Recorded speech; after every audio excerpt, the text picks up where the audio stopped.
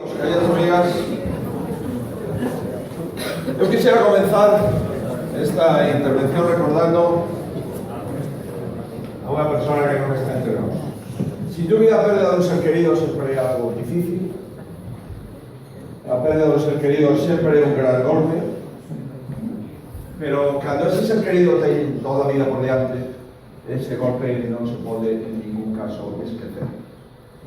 Hai unhas semanas perdimos a Pablo Carollo, pero o seu recordo, o seu talento, o seu compromiso, o seu deixar todos os estudos á universidade cando comenzaba unha campaña electoral na estrada, pois, sin ninguna dúbida, pois estará sempre entre nós.